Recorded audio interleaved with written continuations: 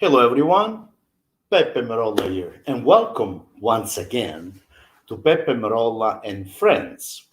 So, today I am thrilled and honored to have a great drummer and educator and a wonderful cat. And besides, he's also Italian, I guess.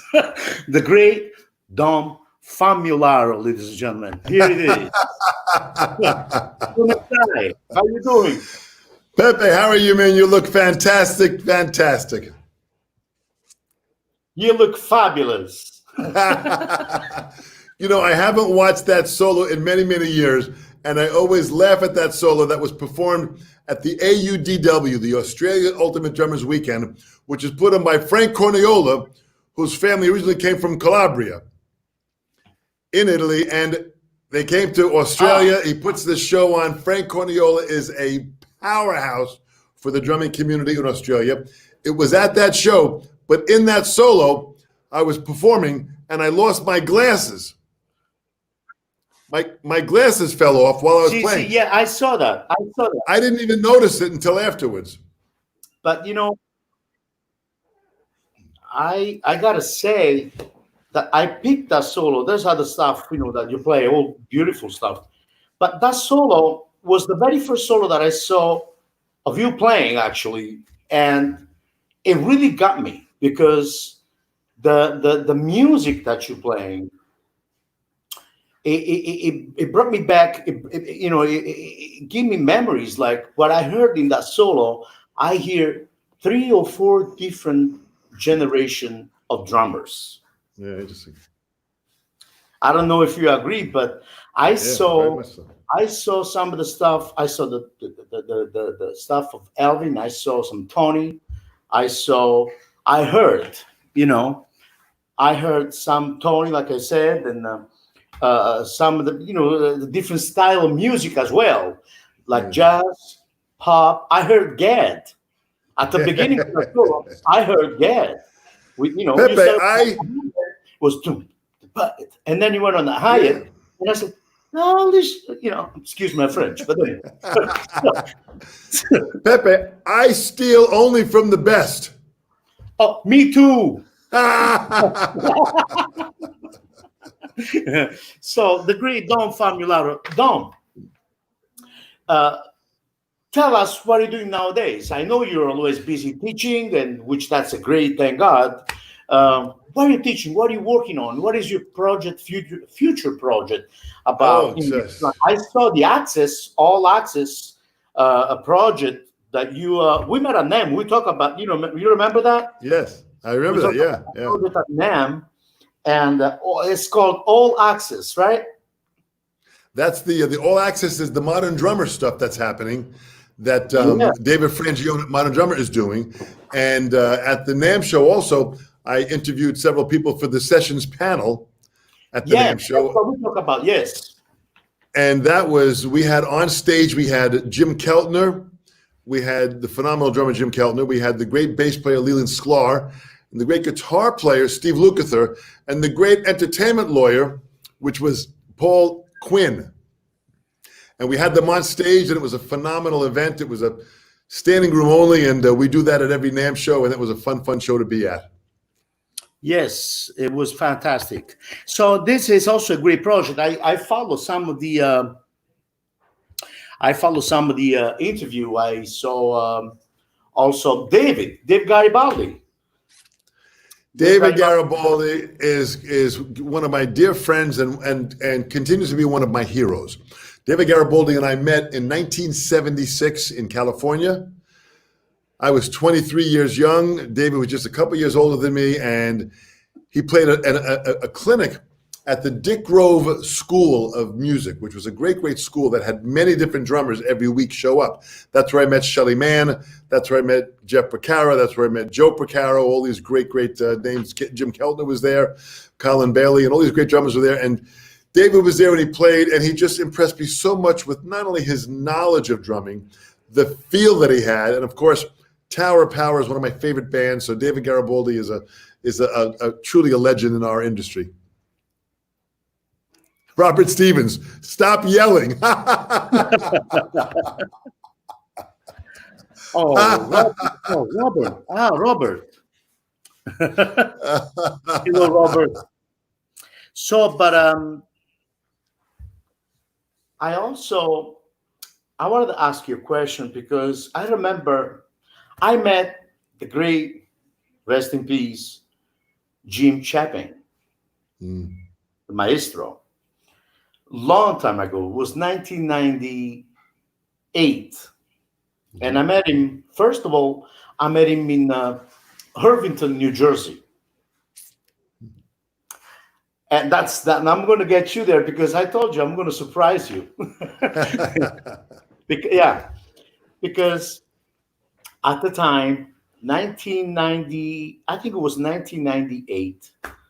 Um, I was hanging out with a dear friend of mine, which, at the time I was living in California, I flew to Irvington, New Jersey to take a lesson from him. And we ended up to be drinking across the street where he was teaching. I'm talking about Joe Morello. Yeah, So I do remember he was teaching in Jersey, West Orange, yeah, yeah, exactly right. Yeah. in the music store, and right across the street there was a bar that they make chicken wings and all that stuff. It was, the bar was called the 1056. Yes, he was teaching at Dorn and Kirshner music school. Yeah. That's it. And so I flew from California, went to New Jersey, broke. I paid my airplane ticket. I met Joe, and I stayed the day after. I met Jim Shepin. Oh, beautiful. Yes, and you studied with him, with Jim Shepin as well, and Joe Morello as well. Is that right? For many years, yeah, for many, many years, yeah. So now, do you remember this book? I sure do. I've got many of those copies from Jim Chapin. That was his molar book that he used to pass out at his clinics. I've got it. Yeah. This is not this book went public. Did he publish this book? Not yet, but I'm working with that to publish that book with Klaus Hessler, a great young drummer. Listen, here it is right here. I got it for front of me. The big technique. He explains all the patterns in here, and we're putting it in with. We're gonna make it Right look here. like this so we can get it out. Yeah. Oh yeah, We good for got- you. You got it, man. I got. That's what Jim Chapin gave it to me. Yeah. Jim gave it to me at the time, and and then as you know, we every year I go to them, and I work for different companies, Campus, and Aquarium, Yeah. and but anyway, so Jim was always there playing, as you know, he was always. Every time you would talk to him, it would be like a drum lesson, like a to go drum lesson. I call it, yeah. And but you did study also with Joe. I did. I had the fortunate opportunity, Pepe, because of where I live. I live on Long Island, and I'm right now where I live. I'm about a 1 hour drive out of New York City. When I grew up, I lived about 15 minutes out of New York City. So I had the chance of studying with all these great players. And Morello lived in New Jersey, and I used to drive. It took me about 4 or 5 hours to get to the area of Jersey where he was. And I would take a lesson with him, a 1 hour lesson, and then come back. So I would spend 10 hours in the car for a 1 hour lesson. And it was just some of the best time that I ever spent with Joe. For almost 8 years, I was with Joe, and it was just fantastic. And then Jim Chapin, who lives on Long Island. Yeah. And, I wanted to study. I had met Max Roach at a club, and Max Roach once told me, I said, Max, I want to learn the freedom that you have when you play. And Max said, well, you got to learn the styles and the techniques of Billy Gladstone, George Lawrence Stone, and Sanford Moeller. Yeah. This was 1971. I was 18 years old, and I wanted to learn those styles. So I said to Mr. Roach, I said, wow, 1971, I'm 18. I'm ready to learn from them. And Max said, too late. They're dead. Kaput. Done. Finite. Morte. Yeah. 6 feet under. Nice talking to you. Over. So I said, well, my next question was, who were their best students? And that's what led me to Joe Morello. Joe Morello was George Lawrence Stone's best student. Best student. And Jim Chapin was Sanford Moeller's best student. And Shelly Manne and Ted Reed were two of Billy Gladstone's best students. And Yeah. that's who I seeked out lessons with. So I studied in the New York area with Morello, then Chapin, then Ted Reed. Then Ted Reed moved down to Florida. Then I moved out to California in 1976 and continued lessons with Shelly Mann. And these guys were just beautiful, beautiful people. They were Oh, yeah. great players, great artists, and I was very fortunate to have met with these great guys. But that's how I learned those techniques. Yeah, same here. As I said, I was very tight. We were very tight with Joe. We were talking on the phone all the time. And then after when I was in California, I met him the first time. Then I got a gig in Vegas. I moved to Vegas, and I was working in Vegas, with different band, the Blue Man. So Yeah. anyway, I did that for a while, and then I left. But because I wanted to play jazz music. So I left Vegas and I went to New York. Once I went to New York, I called Joe. I says, "Man, I'm in town, Joe." And he was like, "Man, you got to come to my house, And so we met and we were chatting, with Gene, his wife, Jean, wonderful person. And we used to practice all the time on the same practice. And he told me a lot of stories and he was showing me some stuff. And, from study, page 73 and 74, I wrote down 60 ways to approach that book, those 2 pages. Yeah, using push and pull, model technique with the right hand, including my feet work, and it's so many ways to do it. Joe loved it. But then, practically, I can say, which is something that stays with me in my heart for the rest of my life. Joe was, almost died in my car because you know what he had, the problem that he had, right? His pulse. So, and Jean called me up, she said, and Joe was afraid of going to the hospital at the time. Yeah. So anyway, so he said, Amazing.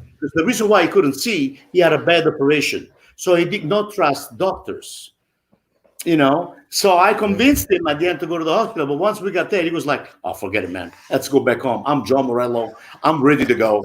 I traveled the world 12 times. I'm ready to go home, man. Forget about this. I just want to go home." And that's how he went home. And then 2 days later, Gene called me up, and he passed away in bed with a quart of milk, drinking some milk and a muffin. Yeah. That's how he went. But he was happy. And God bless him. He loved a lot of music. I used to speak to him all the time, pretty much almost every day towards the end. And he was just a beautiful guy. And the day before he died, he had called me up. And we were talking, and I said, Joe, if I knew 10% of what you have forgotten in your life, I'd be a much better drummer and a much better person.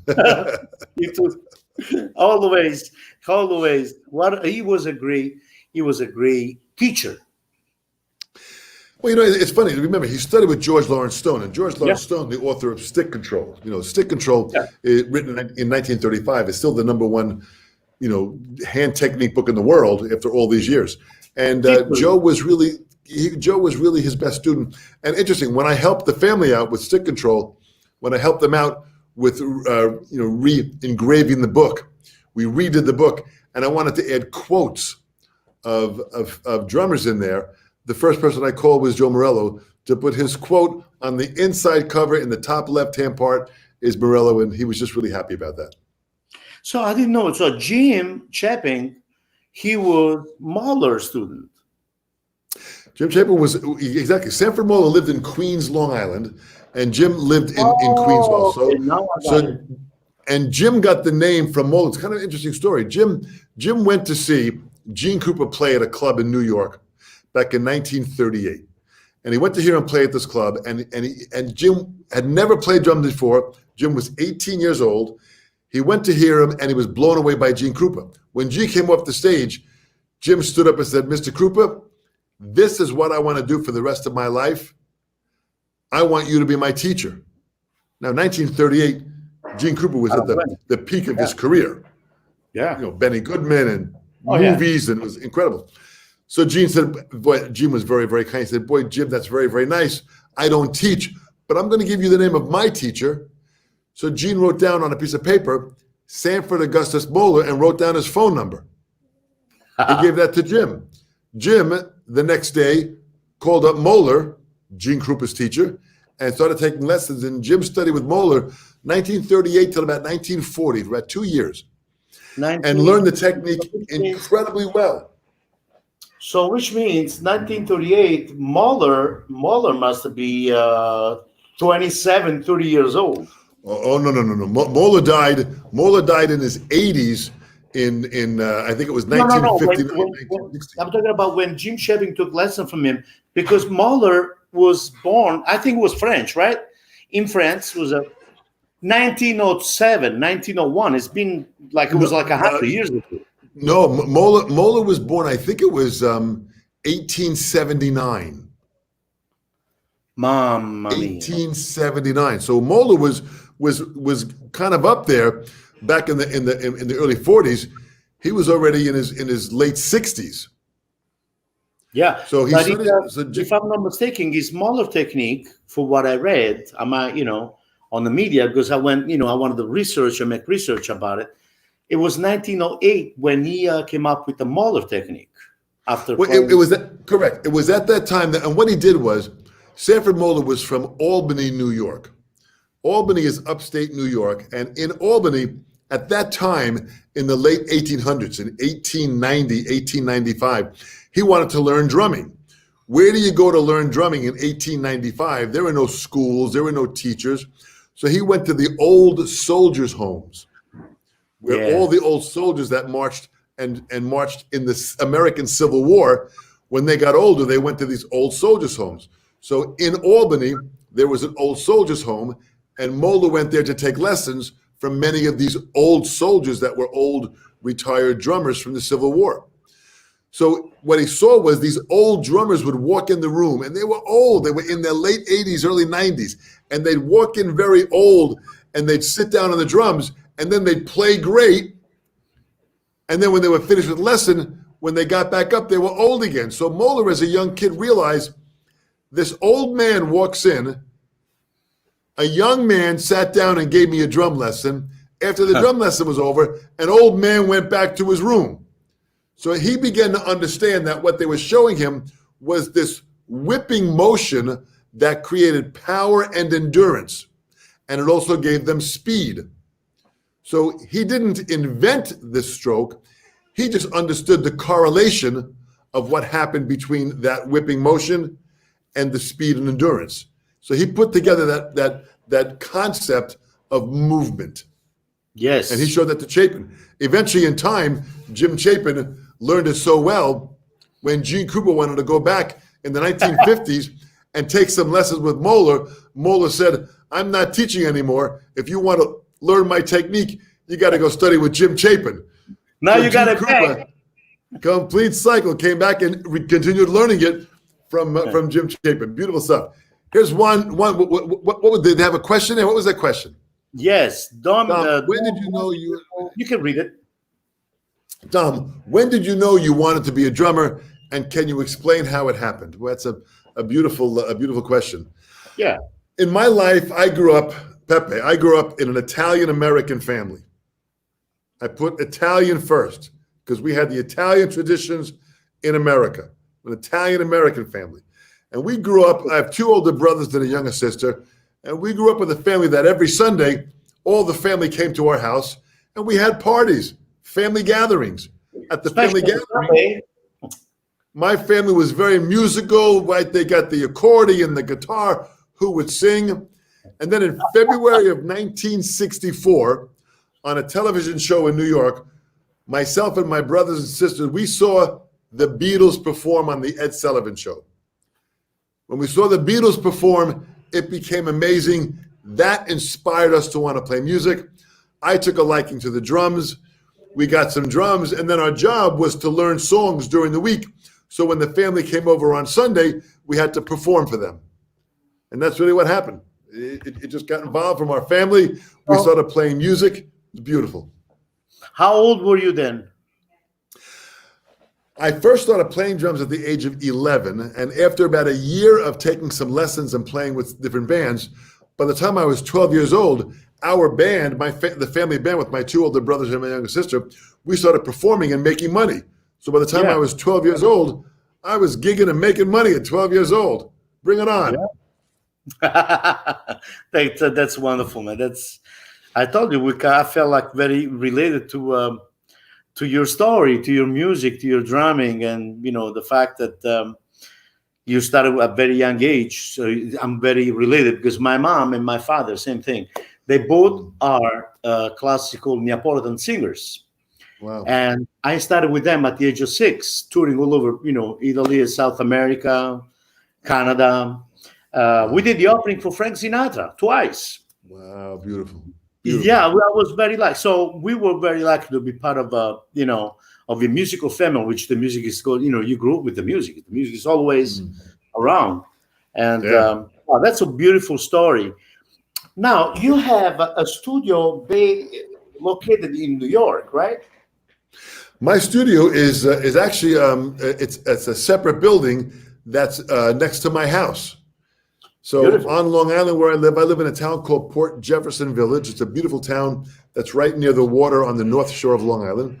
Yes. And I had purchased this house, and there was a big forest behind my house. So I built this studio inside the forest, and this is my studio here that I'm in. I've got Perfect. a couple drum sets and practice pads and everything here. I even have. I'll show you this here. I have. Look at this here. I've got here. Oh man, look at that.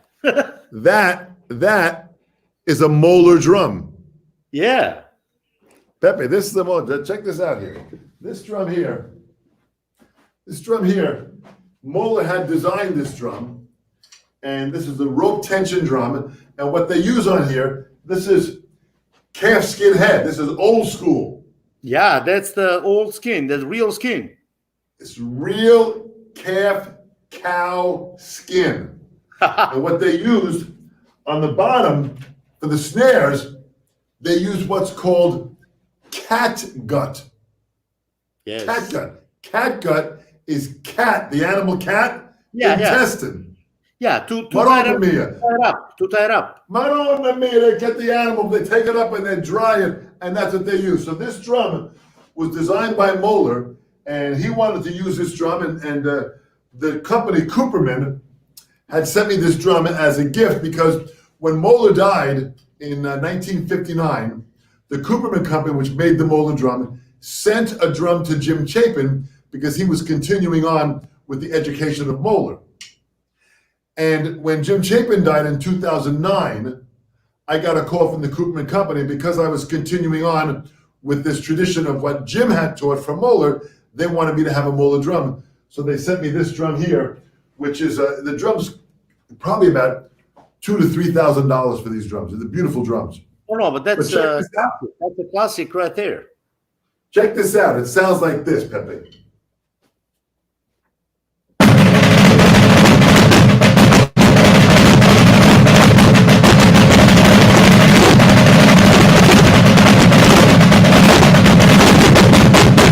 Woo!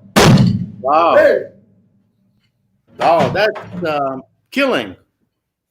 So this is my studio. It's made out of cement. So I made it out of cement, and what this is it is a completely sound-contained room. It's about 50 steps from my house. So I walk out here. I spend my time in the studio. I teach. I write books. I've got several new books coming out with my publishing company, which I publish with Joe Bergamini. We have a company called Wisdom Media, and we have more books that are coming out. So I'm working on several books. I'm working on a new book right now called The Weaker Side 2, which is a follow-up with one of my books. And I'm working on it with two young, great players, Nina Parra from Brazil and Stefan Chamberlain from Quebec City, Canada. And we're working on this book together to get the ideas of The Weaker Side 2, which has accents in it. It's a really a fun book. So I'm working on book projects. I'm working on also a follow-up book. This was my first book that I wrote several years ago called The Cycle of Self-Empowerment. And I'm working on a follow-up book now, which is called Owning Now. And I'm co-writing this with my son, Dominic. He's a writer, and we're putting that together. So I'm working on book projects. I'm working on, you name it. I'm teaching, and I'm giving a series of master classes all over the place. Timothy Flynn, God bless you too. Thanks. No, And by doing this here, Timothy is a wonderful person. Thank you, Timothy.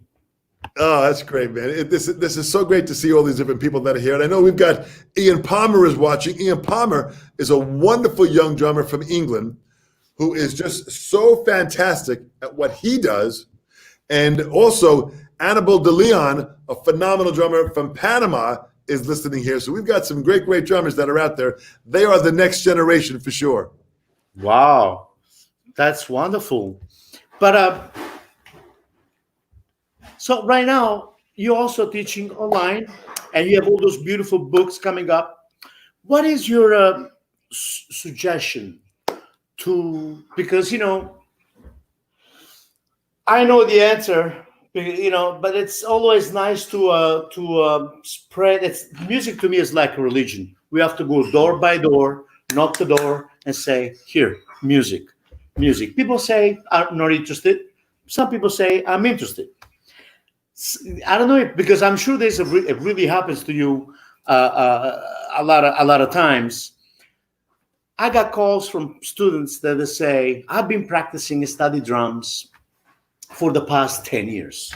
Then you realize that once you meet them personally, or when you start, having like an interview, the first lesson, you realize that for 10 years of their life, the reason why they cannot achieve to a certain level of technique is because the foundations are weak.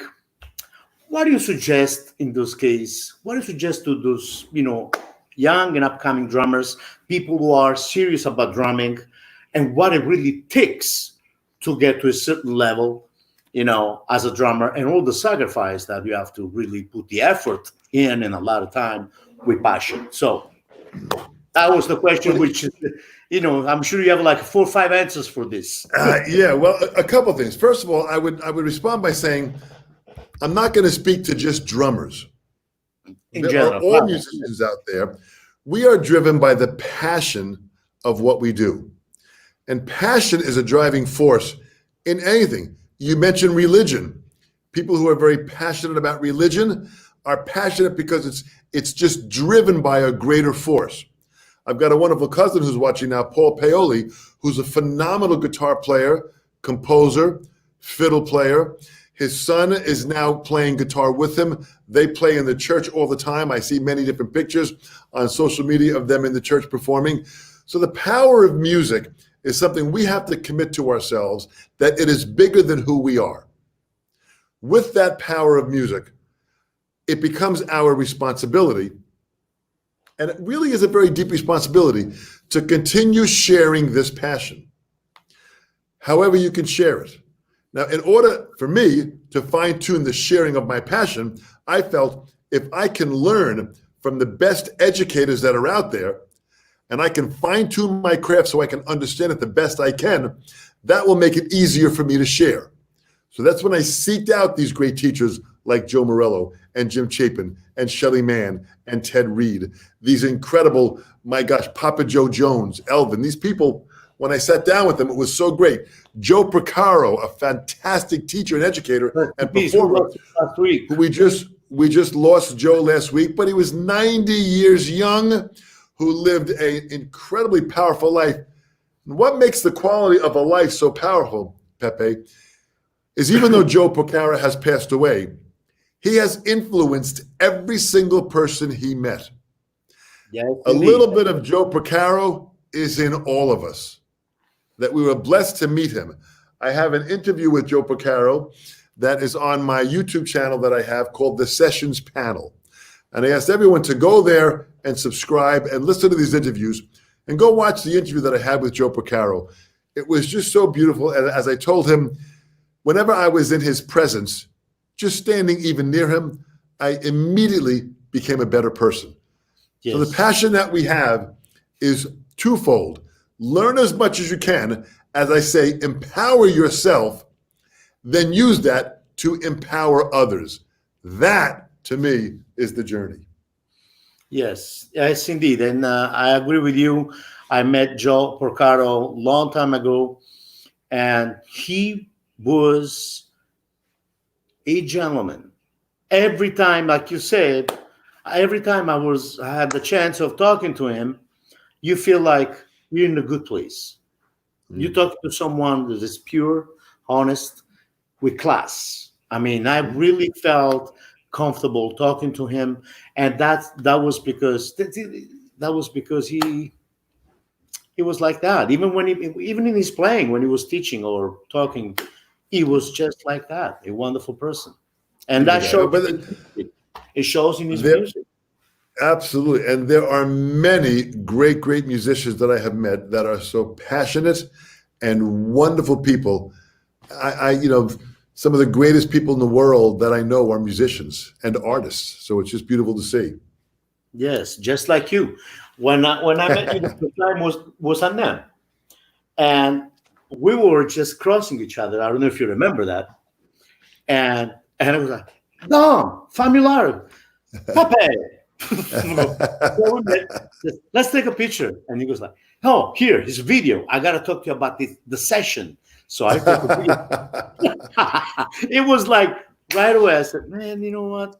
See, that that shows in our music. That's the reason why people will follow, because you're a giver, because you're just a giver. There's no words to it, no way that no other way to explain it. It's something that we love, and what we love, we just give it to other people, transmit it to other people, and people feel that, like Joe Portaro, like Morello, like Chapin, and that's the beauty. That's the magic of it. Well, listen, the way life is, we're all not going to be here forever. So we have to try to make the most we can out of this life. And for me, it's about creating the largest blueprint I can to influence as many people, to lift people to a higher level. This totally is the plan. And from the studio that I have, which is so wonderful, as I teach people globally, I've given master classes. I just gave a master class. Maxim Diomin is a phenomenal player and teacher in Kiev, and he organizes a once-a-week masterclass to about 75 students throughout the Ukraine and Russia, and even in Cyprus. So the globe is coming in. Massimo Russo from Italy, from Vibo Valencia, the southern part of Italy, he puts together a masterclass with Corrado Bersanozzi, who's another phenomenal drummer. And these great, great Italian drummers organize a masterclass. We had 95 people on the class the other day. Yeah. Ian Palmer put together a class that he had phenomenal. Tony McNally did it. Andy Thurston, all these great, great drummers. Bart Robley I've got coming up this Saturday. Hannah Anderson, who's a wonderful drummer from San Francisco, from the Bay Area. Yeah. Phenomenal. She puts a master class on that I do every other week on Saturday. So these are people that are taking over the next responsibility, that as these great leaders before us pass on, we have to continue the momentum of music and the power of this passion to everyone we meet. Definitely, definitely. And I agree with you. It's very important to give, and very important to embrace the youngest with talent, the talented ones, or anybody, because I believe that in every place there's a space for everyone.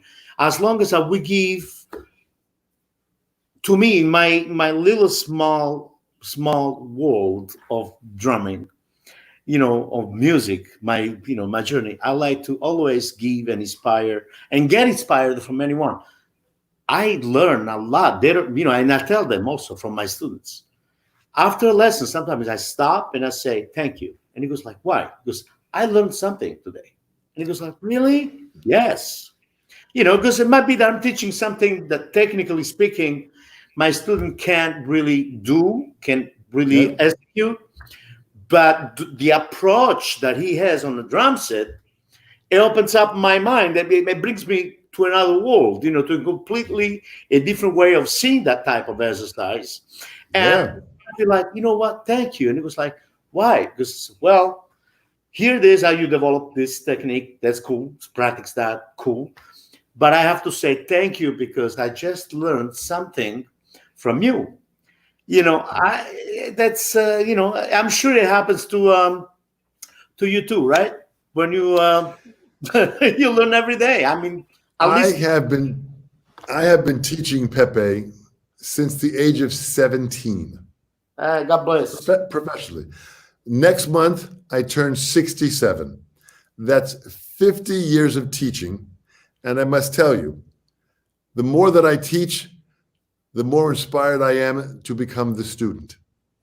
Beautiful. Yes. It really Yes. is wonderful. This is a wonderful. That's like wisdom. What you just said, that's wisdom right there. No, no, no. I mean it. I mean it. So we have somebody else here is saying from Italy, from Naples. Who's that?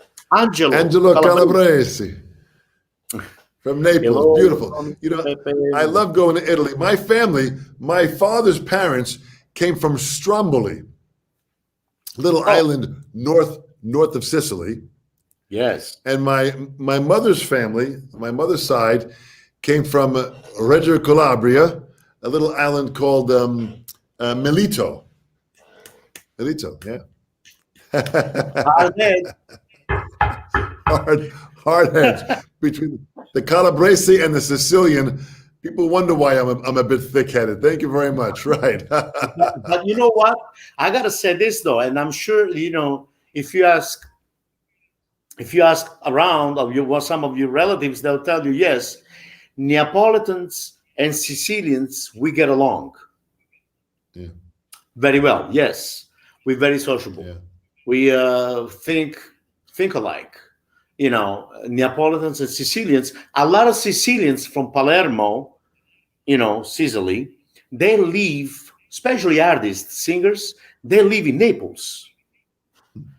And vice versa, but a lot of people from Palermo, they live in Naples.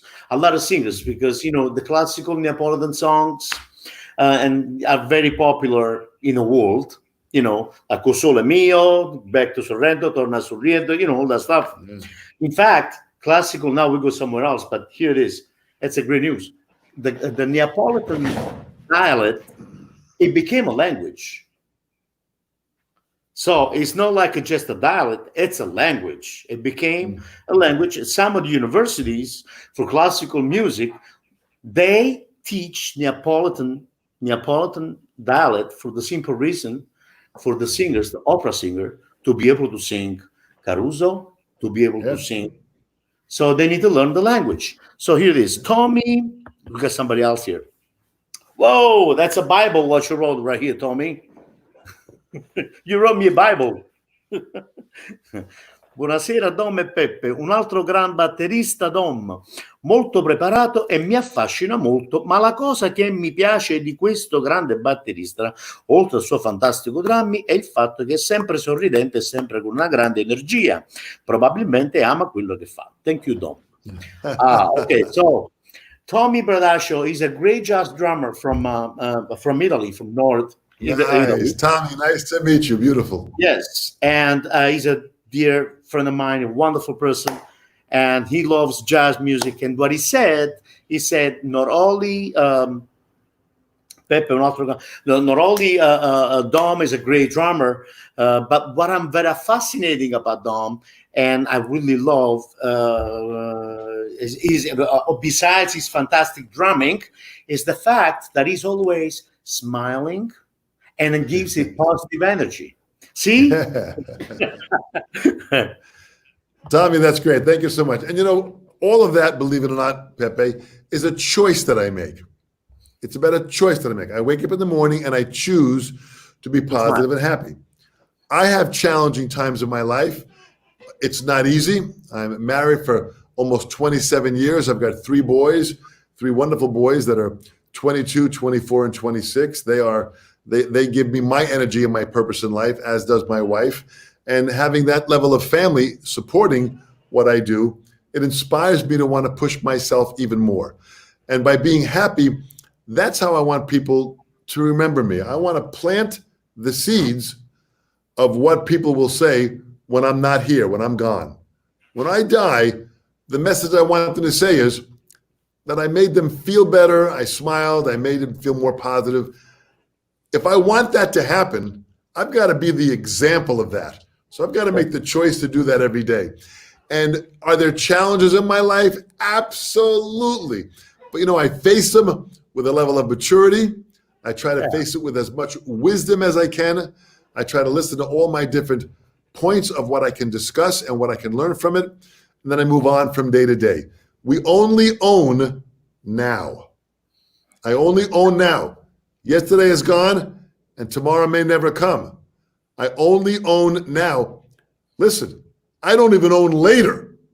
I might leave my studio and walk towards my house and drop dead. I don't know. So I've got to live each moment that I can with the most amount of, I'm trying to squeeze the most amount of life I can every single moment. You know, Dom, I feel the same. I have a wonderful family as you are married for the last 27 years, 26 years, 27.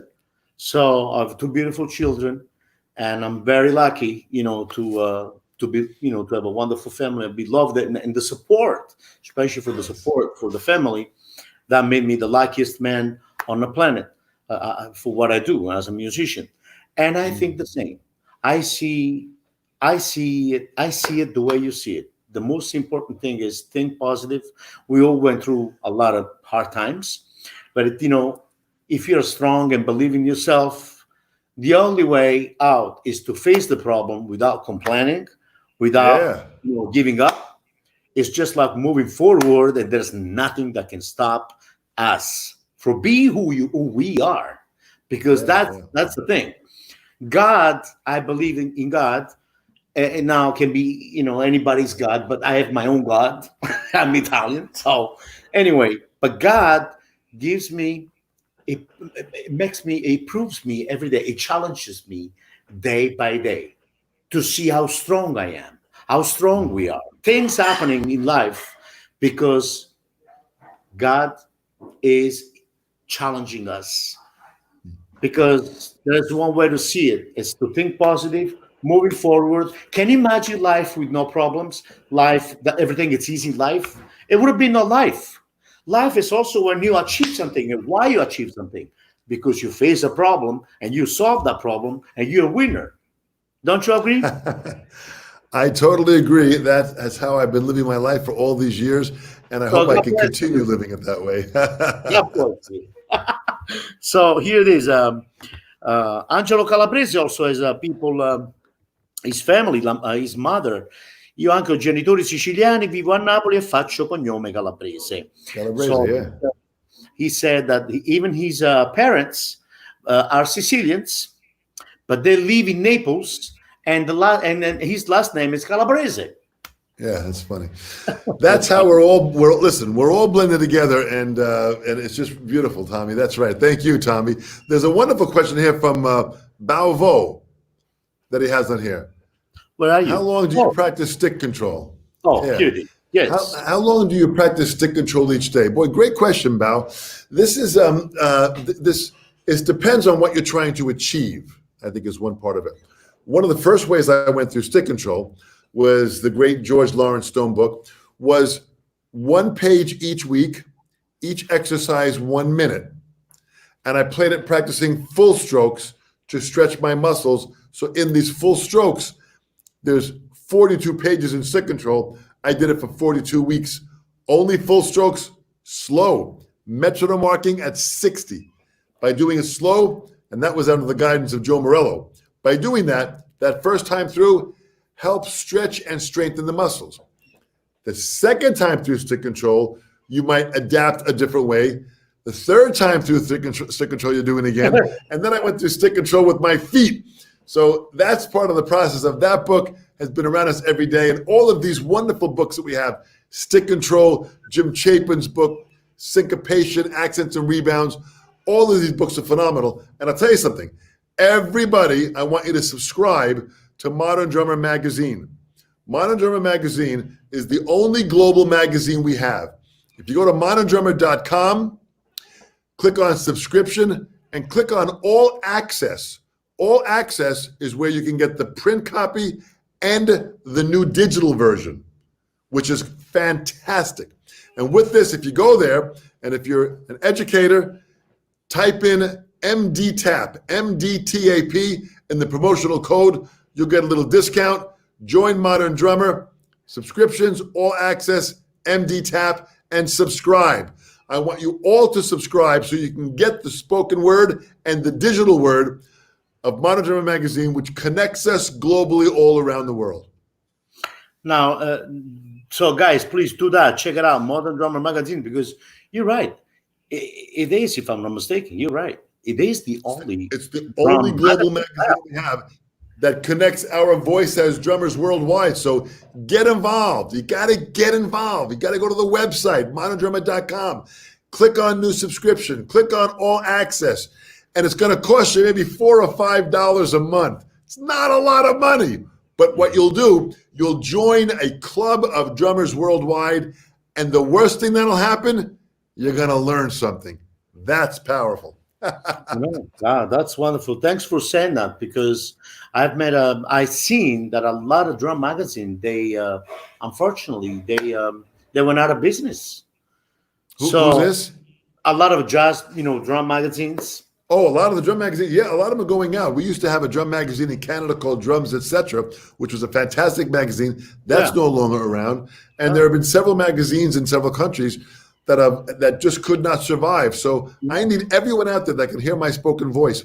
Go there and subscribe to Modern Drummer and subscribe to the all access, the print and the digital. The print magazine is fantastic, and the digital magazine is the print magazine on steroids. Having them both is a great balance.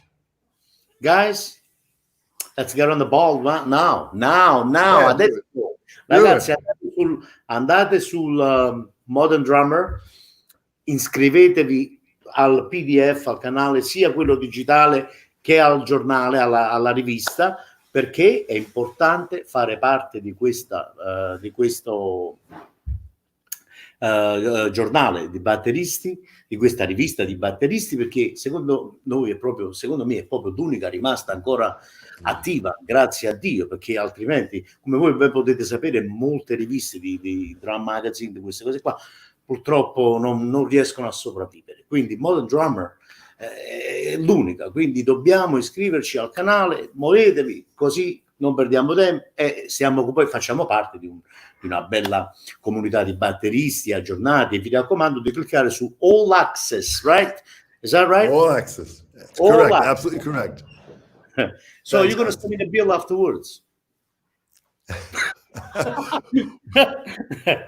Send me a check afterwards. No. That was that. Thank you. Thanks for mentioning that. Thank you. That was a good. And if everybody could go by, I've got a channel on YouTube called The Sessions Panel. Go to the Sessions Panel and subscribe. It's a free channel that has interviews of me with the greatest musicians in the world.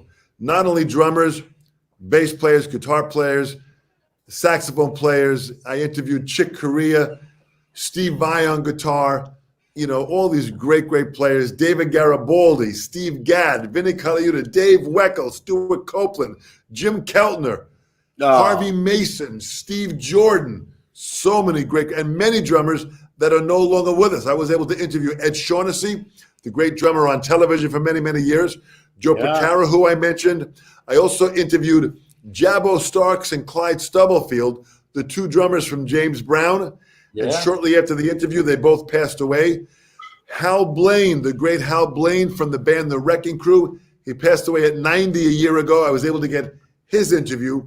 Go there and listen to these interviews, hear the spoken word, and be inspired from their passion.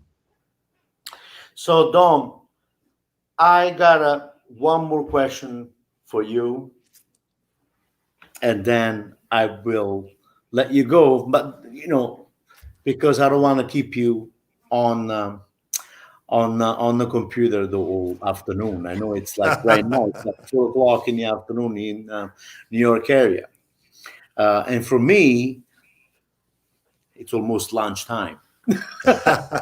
No. I'm Italian. I got to sit down and all that stuff. Anyway, just kidding. What kind of books you suggest to upcoming drummers, people who are studying drums? What kind of books do you use for your lessons? How you go through them? Oh my gosh, this is an easy one. I always suggest Stick Control. Yeah. Accents and Rebounds, George Lawrence Stone's second book. Yeah. Jim Chapin's book, Advanced Techniques for the Technique. Modern Drummer. Yeah. Joe Morello's books, Master Studies 1 and Master Studies 2. New Breed by Gary Chester. There are so many great books. My book, It's Your Move. If you go to wisdom-media.com, there's some great books there. Modern Drummer has some great books by, my gosh, Rich Redmond has a great book, Fundamentals for Kids. Jonathan Joseph has a great book about African funk drumming. I mean, there's so many great books out there. MD Publications, go there and check them out. Morello's jazz book is also on Modern Drummer Publications. And I suggest for everyone, go to hudsonmusic.com. Oh my gosh, they got some great stuff there. And all of my books are there available digital, but they've got some great books there. Also, Jim Chapin's DVD, that downloadable video, that's very important to watch. There's so much great information out there. Go for it. John Riley's books, The Art of Bop Drumming and Beyond Bop Drumming. That's a great one. All of these books are just fantastic to learn from. Keep it going. Yes, always. So what about the music?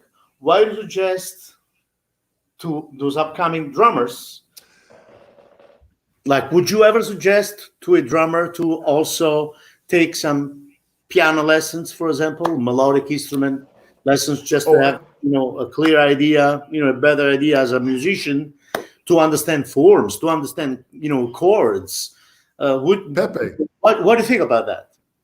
I don't suggest learning piano. I make it a requirement to learn piano. See? Absolutely.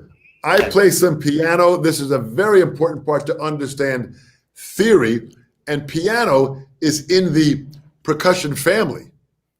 So to me, it's very important to understand piano. And when you understand chord structures and chord changes, listen, you play piano and you sing well. I just heard you singing on Facebook this morning. Well, yeah, I'm also a classical trumpet player. I graduated as a classical trumpet player. Nice. I play trumpet, I play piano, and I sing. I do a lot of arrangements, all that stuff. But anyway, my main instrument is drums. But the reason why I wanted to ask you that is because I'm always repeating myself, and I will repeat this for the rest of my life, as long as I'm alive, to tell the drummers, those upcoming upcoming drummers, and then you can become whatever you want, jazz musician, rock, whatever. Music is music. To learn how to read music, to learn the piano, to learn a melodic instrument, get an understanding of the chord change, substitution chords, just get into the music, because you can practice for 20 hours on the snare drum and develop the most difficult technique in the world. But if you do not have the musical idea, all that Mahler and Pusher technique, you can do that at your house, but you will never get hired. Play the music, combine. The technique is not other than tools for musicians to express themselves. Like if I'm not thinking of a phrase, if I got the music inside my head, I can play that with the drums right away if you have a good technique. So I always suggest, my students or anyone that I'm talking to, take piano lessons, music lessons. You got to be a musician. You don't want to be the drummer. Who's that guy? Oh, he's the drummer. Who's that guy? He's the drummer. He's hanging out with musicians. He's the drummer.